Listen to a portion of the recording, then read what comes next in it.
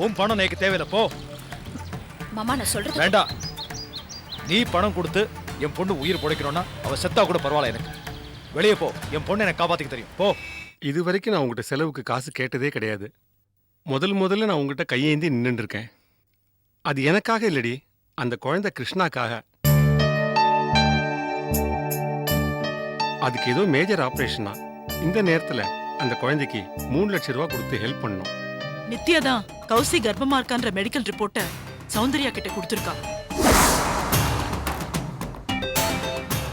சௌந்தர்யா அத வாத்து மனுஷா எல்லார்கிட்டயும் காமிச்சிட்டா. அதனாலதான் இன்னைக்கு கௌசி இந்த நிலைமைக்கு வந்திருக்கா.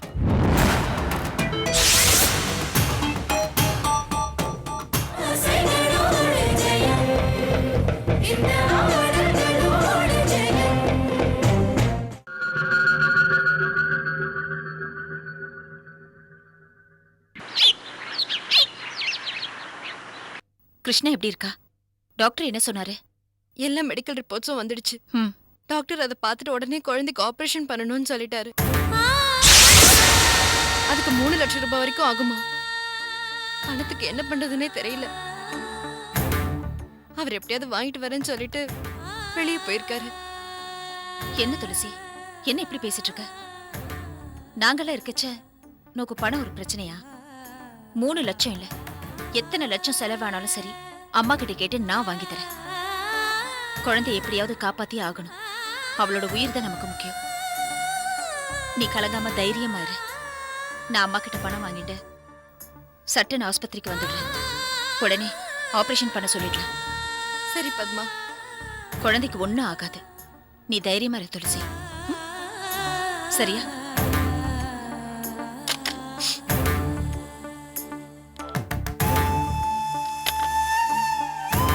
பெருமாளே,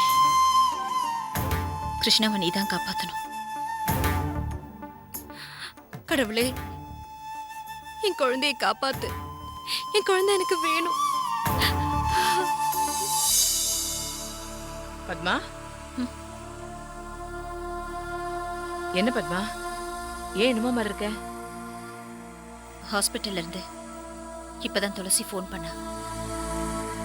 என்னவா? குழந்தை இப்ப எப்படி இருக்காளா? டாக்டர் என்னதான் சொல்றாரா? மெடிக்கல் ரிப்போர்ட்ஸ் எல்லாம் வந்துடுதா. டாக்டர் பார்த்துட்டு உடனே ஆபரேஷன் பண்ணி ஆகணும். அப்பதான் கிருஷ்ணாவை காப்பாற்ற முடியும்னு சொல்லிட்டாரா. ஆபரேஷனுக்கு 3 லட்சம் ரூபாய் செலவாகும். நான் என்ன பண்ணுவேன்னு சொல்லிட்டு துளசி போன்ல ஓன்னு அழறா.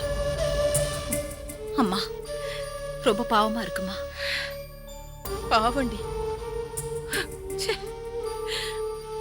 பாவண்டி அந்த கிருஷ்ணா இவனுக்கு குழந்தையா பிறந்ததுக்காக இன்னும் என்னெல்லாம் அனுபவிக்கணும்னு அது தலையில எழுதி வச்சிருக்கோம். அப்பா செஞ்ச பாவம் உள்ள தலையில வந்து விழுந்திருக்கு. அம்மா, உங்ககிட்ட இருந்து 3 லட்சம் ரூபாய் வாங்கிட்டு ஆஸ்பத்திரிக்கு வரதா துளசி கிட்ட சொல்லி சமாதானப்படுத்தியிருக்கேன். அவளுக்கும் நம்மளை விட்ட வேற யாரு இருக்காமா? அதனால நீங்க பணம் கொடுத்தேள்னா நான் ஹாஸ்பிட்டல்ல கட்டி குழந்தைக்கு ஆபரேஷன் பண்ண ஏற்பாடு பண்ண சொல்லிடுவேன்.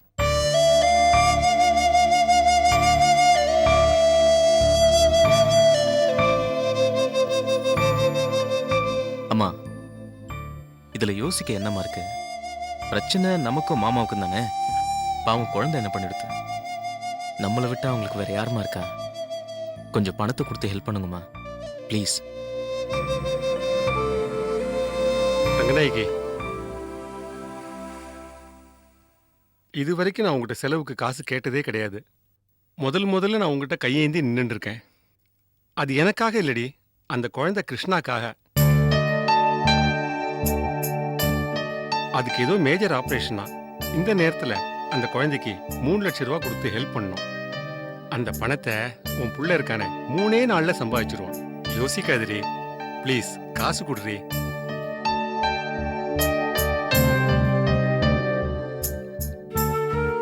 நீங்க எல்லாரும் இப்படி பணம் கொடுன்னு எதுக்கு வற்புறுத்துறேன்னு தெரியல. நீங்க எல்லாரும் சொல்லித்தா அந்த குழந்தை உயிரை காப்பாத்தணும்னு நான் உதவி பண்ணணுமா? நான் என்ன அந்த அளவுக்கு கல் நெஞ்சுக்காரியா?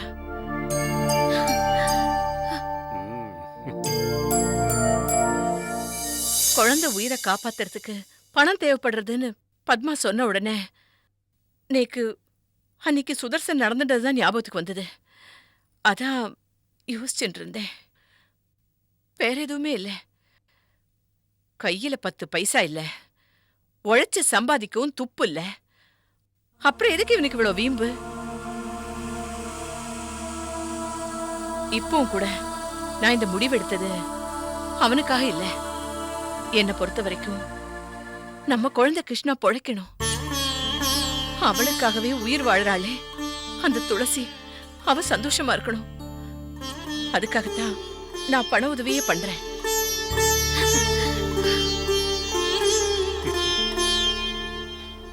பத்மா, நான் செக் தரேன். பேங்க்ல போய் டிரா பண்ணிட்டு ஹாஸ்பிட்டல்ல போய் கட்டிடு. ரொம்ப தேங்க்ஸ்மா. சரி சரி, நீ போய் செக் புக் எடுத்துன்னு வா. சரி.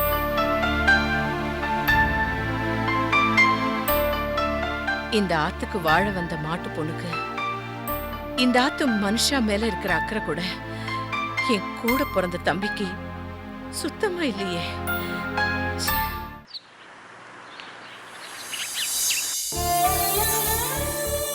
சம்பந்தி, என்ன சம்பந்தி? சம்பந்தி, என்னாச்சு சம்பந்தி? சம்பந்தி, சம்பந்தி, சம்பந்தி, அழாதீங்க சம்பந்தி, அழாதீங்க சம்பந்தி. சம்பந்தி, சீதா போன் பண்ணி உடனே வர சொன்னா எனக்கு ஒண்ணுமே புரியல. அதான் நான் ஓடி வந்தேன். சம்பந்தி, ஏன் அலறீங்க? என்ன நடந்ததுன்னு சொல்லுங்க. சம்பந்தி, சம்பந்தி சம்பந்தி, சொல்லுங்க. என் பொண்ணு கௌசல்யாவுக்கு. கௌசல்யாவுக்கு என்னாச்சு?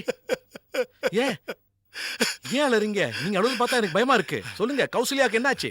சம்பந்தி, சம்பந்தி, நீங்க என் பொண்ணுக்கு நல்ல எண்ணத்தோட கல்யாணம் பண்ணி வச்சீங்க. ஆமா, ஆனா அந்த ஆத்துல இருக்கிறவா என் பொண்ணு கர்ப்பமா இருக்கா கல்யாணம் ஆன உடனேன்னு ஆத்த விட்டு புக்காத்துல இருந்து பிறந்தாத்துக்கு அனுப்பிச்சு வச்சுட்டா சம்பந்தி. வாழா வெட்டி ஆயிட்டாலே, வாழா வெட்டி ஆயிட்டாலே. சம்பந்தி, வாழா வெட்டிங்கிற வார்த்தை நீங்க தயவு செய்து சொல்லாதீங்க. கௌசல்யா வாழா வெட்டி கிடையாது. இது நான் பண்ணி வச்ச கல்யாணம். அவன் நல்ல வாழ்வான். இப்பதான் சுரேஷ் போன் பண்ணா. அவன் பிசினஸ்க்காக டெல்லி போயிருக்கான். அங்குள்ள மீட்டிங் எல்லாம் முடிச்சுட்டு வந்துருவான். நல்ல வளர டைம் இந்த மாதிரி ஆயிப்போச்சு. நீங்க அழக்கூடாது, அழவே கூடாது. நான் உடனே சுரேஷ்க்கு போன் பண்ணி அவனை உடனே சென்னைக்கு வர சொல்றேன். மேட்ரு எல்லாம் சரியாயிடும். நான் இருக்கிறேன்.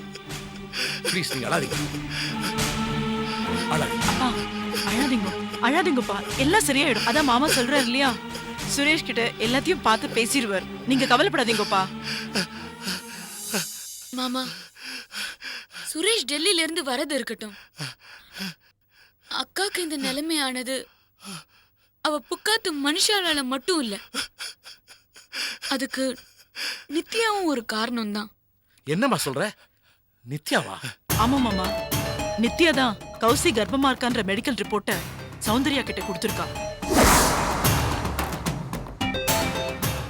சௌந்தர்யா அத வாத்து மனுஷா எல்லார்கிட்டயும் காமிச்சிட்டா. அதனாலதான் இன்னைக்கு கௌசி இந்த நிலைமைக்கு வந்திருக்கா.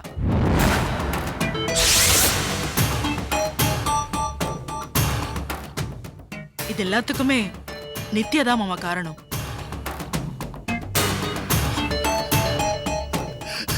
நித்யா என்கிட்ட சொல்லிருக்கணும். அவையே அங்கே போய் மெடிக்கல் ரிப்போர்ட் போய் கொடுத்தா. அவளா இது காரணமானா? என்னால இத நம்பவே முடியலையே. அவ இப்படி பண்ணவே மாட்டாளே. அவளும் எனக்கு ஒரு பொண்ணு மாதிரி தானே. அவ கௌசிக்கு துரோகமாவ நினைப்பா. அழாதல்பா. சம்பந்தி, இதுல ஏதோ ஒரு விஷயம் இருக்கு. நித்யா கூப்பிட்டு நான் பேசுறேன். அவளா விரோதமா இருக்க மாட்டா. சுரேஷ் நல்ல பையன். உங்களுக்கு கிடைச்சிருக்கிற மாப்பிள்ள தங்கமான மாப்பிள்ள. அவனை உடனே வர சொல்றேன். எல்லா விஷயத்தையும் சொல்லிடுவோம். ஆனா உங்க பொண்ணு வாழ்க்கை 100 வருஷம் ரொம்ப நல்லா இருக்கும். சுரேஷ் கௌசல்யாவை நல்லா வாழ வைப்பான். நீங்க எதுக்கும் கலங்காதீங்க. அம்மாடி வைஷ்ணவி, சொல்லுங்க. சீதா, இத பாருங்க. நீங்க கௌசல்யாவை நல்லா கவனிச்சுக்கணுமா? சரி மாமா. சுரேஷ் வந்த உடனே எல்லாம் நல்லபடியா முடியும். சரி மாமா. கவலைப்படாதீங்க. நீங்க அழுது என் மனசுக்கு ரொம்ப கஷ்டமா இருக்கு சம்பந்தி. அப்புறம் நான் அழுதுருவேன். ஐயோ மாமா வேண்டாம். என்னால ஏதோ ஆயிடுச்சுங்க ஒரு ஃபீலிங். இது நான் பண்ணி வச்ச கல்யாணம். நல்ல மனசோட நான் செஞ்சு வச்ச கல்யாணம் இது. இத பாருங்க, உங்க கலங்கத்துக்கும் உங்க துக்கத்துக்கும் நான் காரணம் ஆயிடக்கூடாது. இந்த குடும்பம் எப்போ நல்லா இருக்கணும், உங்க பொண்ணுங்க எப்போ சந்தோஷமா இருக்கணும், அதான் என்னுடைய ஆசை. சம்பந்தி, உங்க உடம்புக்கு ஆகாது, உடம்பு பார்த்துக்கோங்க. வைஷ்ணவி, அப்பா பார்த்துக்கோமா. சீதா, நான் வரமா. நாங்க பாத்துக்கிறோம் மாமா. சுரேஷ்க்கு ஃபோன் பண்ணிட்டு அப்பா சரி, மாமா. பேசுறேன். அழாதீங்கப்பா, எல்லாம் சரியாயிடும். அதான் மாமா சுரேஷ் கிட்ட எல்லாத்தையும் சொல்றேன்னு சொல்லிருக்காரு இல்லையா? அழாதீங்க. அக்கா உள்ள அழுதுன்னு இருக்கா, நீங்களும் அழுதுன்னு இருக்க. அப்பா, இப்படி ஆளுக்கு அழுதுன்னு இருந்தேன்னா அப்புறம் ஐயோ சீதா, நீயும் அழுதா இப்ப நான் என்னடி பண்ணுவேன்? கொஞ்சம் எல்லாரும் சமாதானம் ஆகுங்க. இல்லம்மா. அழாதீங்கப்பா ப்ளீஸ். நம்ம அழுகைய நிறுத்தினா தானே கௌசிக்கு ஆறுதலா இருக்கும். நீங்க அழாதீங்கப்பா ப்ளீஸ் பா. அழுகிறது நிறுத்துங்கப்பா. எனக்கும் அழுகையா வருது உங்களை பார்க்க பார்க்க.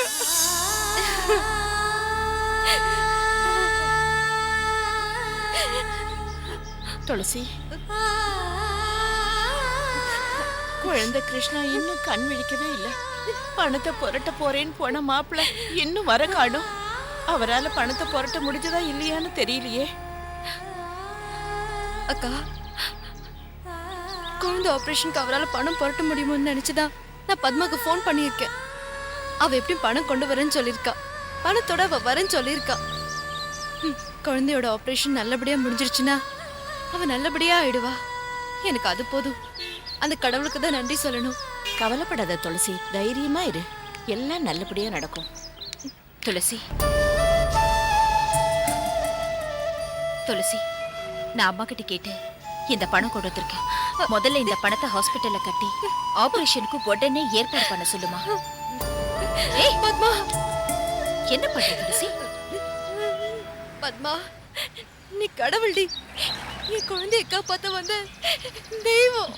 ஷோ துளசி, இது நீ இப்ப என்ன புகழ்ந்து பேசுற நேரம் இல்லம்மா. முதல்ல இந்த பணத்தை கவுண்டர்ல போய் கட்டு. ஆபரேஷன் பண்றதுக்கு ஏற்பாடு பண்ண சொல்லு. இந்தா.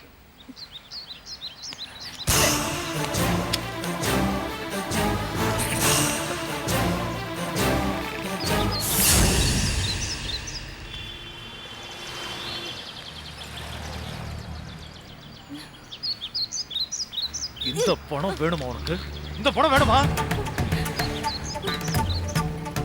ஏய், எடுத்துட்டு போ. உன் பணம் எனக்கு தேவையில்லை, போ. மாமா, நான் சொல்றது வேண்டாம். நீ பணம் கொடுத்து என் பொண்ணு உயிர் பிழைக்கணும்னா அவ செத்தா கூட பரவாயில்ல எனக்கு.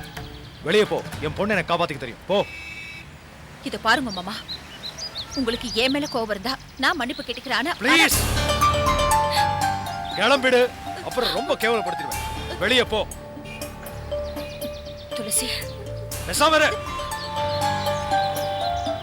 துளசி, ஏய், என் அக்கா மனசை மாத்தினது பத்தாதுன்னு இவகிட்ட என்ன பேச்சு உனக்கு? போ, இனிமே உன்னை பார்க்க கூடாது, போ. கிளம்புறியா? துளசி, போகிறல்ல. சாரி பத்மா. ஏய், பேசிக்கிட்டு இருக்க, நடுவில் சாரி சொல்லிட்டு இருக்க. எதுக்கு சாரி சொல்ற நீ? இவ்வளவு தூரம் சொல்ற, புரியலையா உனக்கு? கிளம்புறியா? துளசி, இவன் பேச்சு கேட்காத. கிளம்பு. கிளம்புற.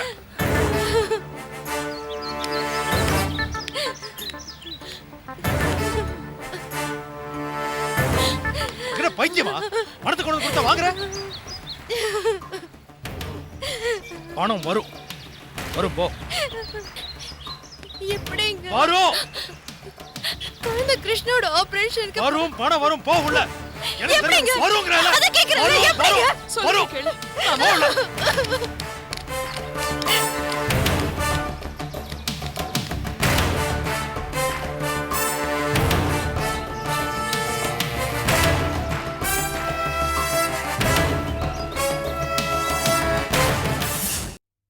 அத்தை, நீங்க நினைக்கிற மாதிரி கௌசல்யா சாதாரணமானவ இல்ல, பெரிய நடிகை. அவளுக்கு தெரியாமல அவ கர்ப்பமாயிருப்பா? அவ கர்ப்பமான விஷயம் அவளுக்கு நல்லா தெரியும் அத்தை. எனக்கு தெரிஞ்சு அந்த கர்ப்பத்துக்கு காரணம் செத்து போனானே சஞ்சய், அவனா இருக்குமோன்னு எனக்கு ஒரு டவுட். அவன் பணக்காரன். அவன் கூட சேர்ந்து பார்க்கு, ரெஸ்டாரண்ட், பீச்னு கல்யாணத்துக்கு முன்னால ஊர்பட்ட இடத்துல சுத்திருப்பா. ராஜரத்னத்துக்கு உடம்புக்கு முடியல, அதனால ஹெல்ப்புக்கு இருக்கான்னு அவங்க அப்பா ஊர் முழுக்க சொல்லிட்டு இருந்தா. ஆனா உள்ளுக்குள்ள என்ன நடந்ததுன்னு இப்பதானே தெரியுது நமக்கு.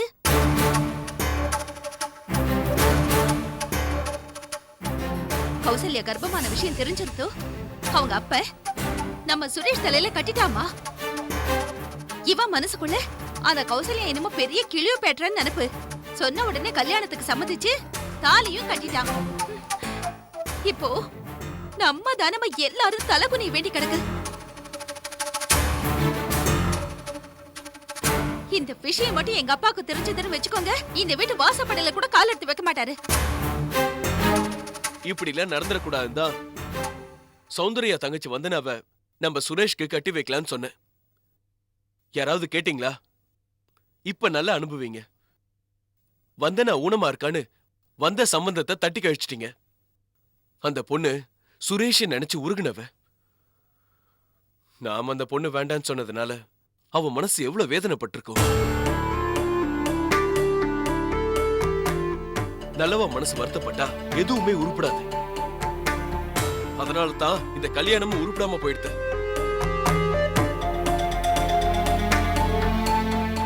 பாருங்க, நீங்க எல்லாரும் அவாவா பங்குக்கு பேசிட்டு இருக்கேன். நீங்க எல்லாரும் கௌசல்யாவை ஏமாத்திட்டாளேங்கிற வெறுப்புல பாக்குறதாலதான் உங்களுக்கு அப்படி தோன்றுது. இல்லப்பா, உங்களுக்கு எதுவும் தெரியாது. நீங்க ஒண்ணு சொல்லாதீங்க. நான் தான் பேசிட்டு இருக்கேன்ல அவங்க கிட்ட. இல்லம்மா, நீ கோபத்துல பாக்குறதால நோக்கு அப்படி தெரியறது. என்ன பொறுத்த வரைக்கும் கௌசல்யா கர்ப்பமான விஷயத்த சுரேஷ் தெரிஞ்சுண்டு அவன் என்ன மாதிரி முடிவெடுக்கிறான்னு பாப்போம்.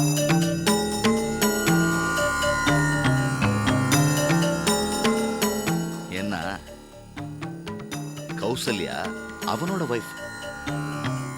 அவளை பத்தி நம்ம எல்லாரை விடவும் அவனுக்கு தான் நன்னா தெரியும்.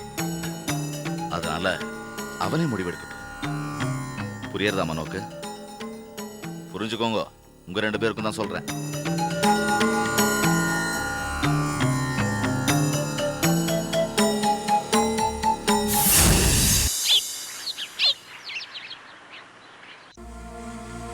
நில்லு.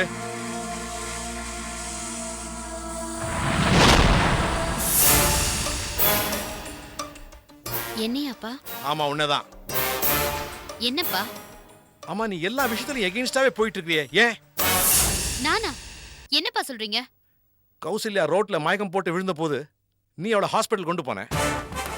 அங்க டாக்டர் கொடுத்த கர்ப்ப ரிப்போர்ட்டை நீயே சௌந்தர்யா கிட்ட போய் கொடுத்த. அதுப்பா, அந்த சௌந்தர்யா இருக்காங்கல்ல, அதான் சுரேஷோட அண்ணி சௌந்தர்யா. அவங்க தான் கௌசல்யா அண்ணி கர்ப்பமா இருக்கிறாங்கன்ற மெடிக்கல் ரிப்போர்ட்டை வாங்கி தர சொன்னாங்க. மற்றபடி எந்த தப்பான நோக்கத்துல நான் அந்த மெடிக்கல் ரிப்போர்ட்டை வாங்கி தரலப்பா. ஏன்பா, ஏதாவது பிரச்சனையா? ஆமா, பிரச்சனை தான். கௌசல்யா அவ அம்மா வீட்டுல இருக்கா. காரணம் அந்த மெடிக்கல் ரிப்போர்ட். ஐயோ, இப்படி எல்லாம் நடக்கும்னு எனக்கு சத்தியமா தெரியாதுப்பா. தெரிஞ்சிருந்தா அந்த மெடிக்கல் ரிப்போர்ட்டை நான் கண்டிப்பா வாங்கி கொடுத்துருக்க மாட்டேன். என்னை மன்னிச்சிருங்கப்பா. வேணும்னா அந்த வீட்டுல இருக்கவங்க எல்லார் காலையும் நான் விழுந்து மன்னிப்பு கேட்கிறேன்ப்பா. வேண்டாம் வேண்டாம், நீ யார் காலையும் விட வேண்டாம். இந்த பிரச்சனை எப்படி சால்வ் பண்றது எனக்கு தெரியும். நான் எதுவும் சொன்னு சொல்லி மனசுல வச்சுக்காதே. உன் வேலையை போய் பாரு.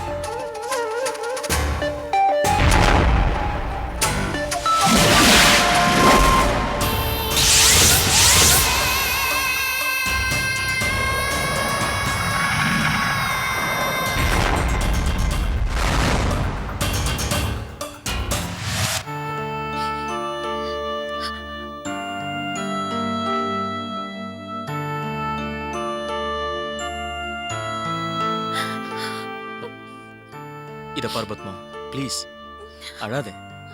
எவ்வளவு நாளடி இப்படி அழுதுன்னே இருக்க போற? நீதான் அந்த குழந்தையை காப்பாத்திடலான்னு அம்மாண்ட பணம் கேட்ட.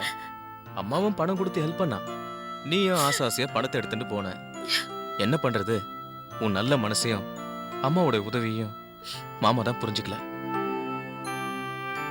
உன்னை உதாசனப்படுத்தி அனுப்பிட்டார். இப்படி அழுதுண்டே இருந்தா என்ன பிரயோஜனம்? பகவானே, அந்த குழந்தையை நல்லபடியா காப்பாத்துன்னு பகவானாண்ட வேண்டிக்க வேண்டியதுதான். அழாதடி ப்ளீஸ் பத்மா.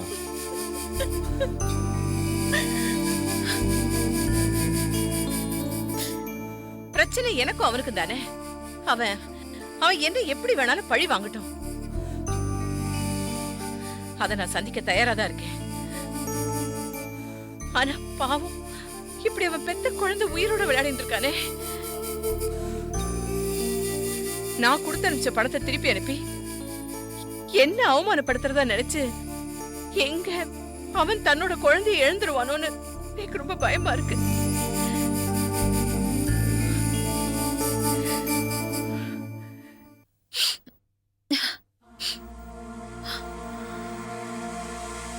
அம்மா,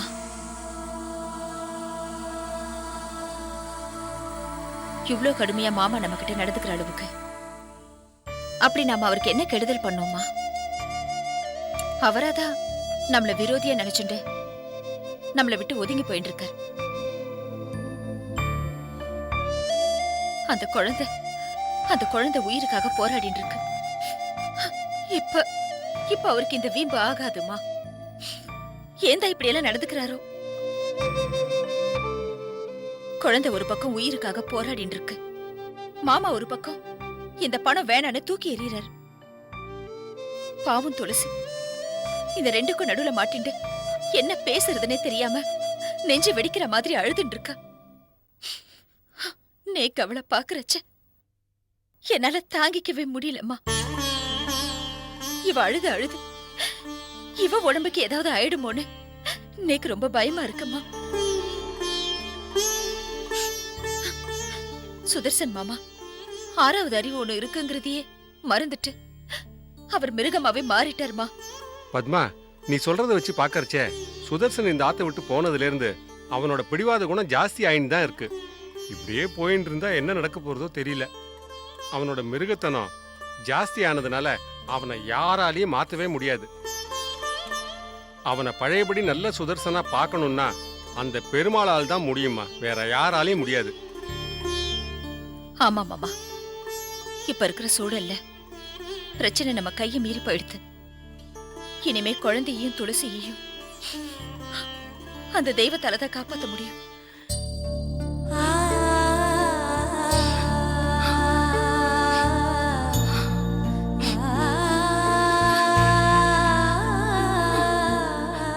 பெருமாளே, அந்த குழந்தையையும் அந்த குழந்தைக்காக உயிர் வாழற துளசியையும் நீதான்ப்பா காப்பாத்தணும். உன்னை தானே நம்பி இருக்கேன், அவளை காப்பாத்து.